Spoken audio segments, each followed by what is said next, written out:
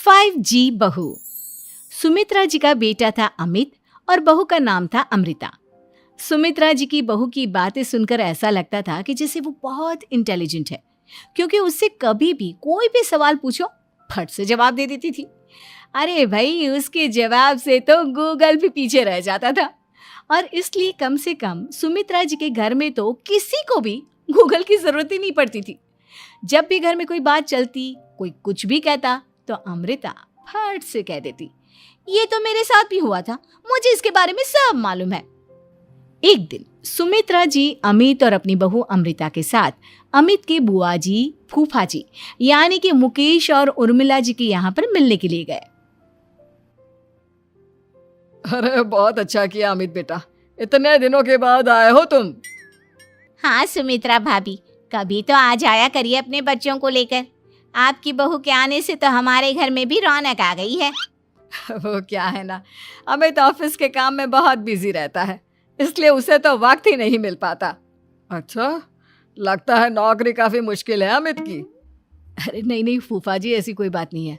आप तो जानते हैं ना प्राइवेट जॉब में कितना काम होता है।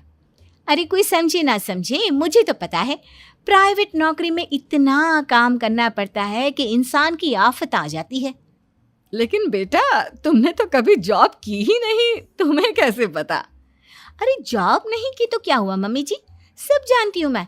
सबसे पहले ऑफिस में जाओ, वहां पर अपनी एंट्री डालो, उसके बाद दिन भर सिस्टम पर बैठकर काम करो। चारों तरफ कैमरे लगे होते हैं, आप अपनी नजर इधर की उधर नहीं कर सकते। उसके बाद दिन भर बॉस की चिक चिक सुनो, वो अलग से। यही सब होता है, मुझे ना सब पता है। अरे बहू रानी तो काफी इंटेलिजेंट है, हर बात की खबर है इसको। थोड़ी देर बाद, अब देखिए सुमित्रा भाभी, इतने दिनों के बाद आई हैं आप, खाना खाकर ही जाना, ऐसे तो मैं आपको जाने नहीं दूंगी। वैसे बुआ जी, खाने में क्या बनाया है? वो क्या है ना बेटा, आज तुम्हारी बुआ जी की तबीयत थोड़ी ठीक नहीं थी, इसलिए हमने सोचा कि जब तुम लोग यहाँ आ जाओगे तो बाहर से खाना मंगवा लेंगे और साथ में बैठकर खाएंगे। लेकिन बस प्रॉब्लम इतनी सी है कि मुझे बाहर से खाना ऑर्डर करना नहीं आता। सोचा जब अमित आएगा तो उसी को बोल दूंगी। अरे मुझे आता है ना, मैं कर देती हूँ ऑर्डर। बताइए क्या क्या मंगाना है आपको? इटालियन, कॉन्टिनेंटल, इंडियन, पंजाबी, सब पता है मुझे। क्या बात है बहू, क्या घर में भी खाना रोज बाहर से ऑर्डर करती हो? अरे नहीं बुआ जी, ऐसी कोई बात नहीं है, बस मुझे ना सब पता है। कोई बात नहीं अमृता, मैं अपने फोन से ऑर्डर कर देता हूँ। अरे क्या बात है, आजकल ऑनलाइन डिलीवरी पर कोई ऑफर नहीं चल रहा है, वरना काफी पैसे बच जाते। कैसी बात करते हैं अमित, मैं कह रही हूँ ना मुझे सब पता है। मुझे एक बहुत अच्छा ऑनलाइन डिलीवरी वाला मालूम है, जहाँ पर 50% ऑफ मिल जाएगा। और आज तो वैसे भी फ्राइडे है ना, फ्राइडे को तो उस पर 50-70% ऑफर मिलता ही मिलता है। अरे क्या बात है, इसके बारे में तो मुझे पता ही नहीं था। अरे बेटा, जिस चीज के बारे में किसी को पता नहीं होता, हमारी बहू को पता होता है। एक काम कर, तू उसी को ऑर्डर करने दे। क्या बात है अमृता बेटा, तुम तो बहुत इंटेलिजेंट हो, सब कुछ जानती हो। कुछ दिनों के बाद सुमित्रा जी की कुछ सहेलियां उनसे मिलने के लिए आती हैं। अरे सुमित्रा बहन कैसी हो, बहू कैसी है तुम्हारी? अरे पूछिए मत, बहुत इंटेलिजेंट है मेरी बहू, सब कुछ जानती है।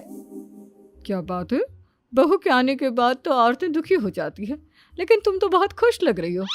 वो क्या है ना, मेरी बहू है ही इतनी अच्छी। अरे तो बुलाओ ना, हमारे साथ बैठेगी, बातें करेंगी तो हमें भी अच्छा लगेगा। सुमित्रा जी अमृता को बाहर बुलाती हैं और उसके बाद सब लोग बातें करने लगते हैं। क्या बताऊं, कुछ दिनों से घुटनों में इतना दर्द हो रहा है कि चला भी नहीं जाता। अब बुढ़ापे में तो ये सब चलता ही रहता है, क्या कर सकते हैं। आंटी जी, आप योगा करिए, योगा और साथ में ना काले तिल खाया करिए, आपके घुटनों का दर्द भाग जाएगा। लेकिन तुमको ये सब कैसे पता बेटा? अरे मेरे भी घुटनों में दर्द होने लगा था, मैंने योगा किया और काले तिल के साथ गुड़ मिलाकर उनके लड्डू बनाकर खाए, एकदम ठीक हो गए हैं मेरे पैर। अमृता, ये तुम क्या कह रही हो? इतनी कम उम्र में तुम्हारे पैरों में दर्द कैसे हो सकता है? अरे मम्मी जी सच कह रही हूँ, एक बार अगर कोई ये नुस्खा अपना लेना बस मज़ा आ जाए। ठीक है बेटा, अगर तुम कहती हो तो मैं ये करके देखती हूँ।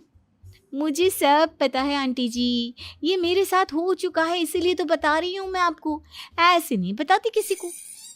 कुछ दिनों के बाद अमित अमृता को अपने दोस्तों के साथ घूमने के लिए ले जाता है। क्या यार, क्या जिंदगी हो गई है। सारा दिन ऑफिस का काम करते रहो, अपनी हेल्थ पर तो ध्यान ही नहीं दे सकते। अरे क्यों नहीं दे सकते अपनी हेल्थ पर ध्यान? सब दे सकते हैं, इंसान चाहे तो कुछ भी कर सकता है। क्या बात है भाभी, आप इतनी श्योरिटी के साथ कैसे कह सकती हैं? अरे आजकल ना एक से एक एप्लीकेशन है मार्केट में, और जानते हैं उसमें कुछ एक्सरसाइज तो ऐसी बताते हैं जिन्हें आप अपने ऑफिस में बैठे बैठे, मेरा मतलब लैपटॉप पर काम करते करते भी कर सकते हैं। अमृता, ऐसी एक्सरसाइज के बारे में तो मुझे भी नहीं पता था, तुम्हें कैसे मालूम? अरे मुझे सब पता है, हर चीज की खबर रखती हूँ मैं, जानते हैं ना आप।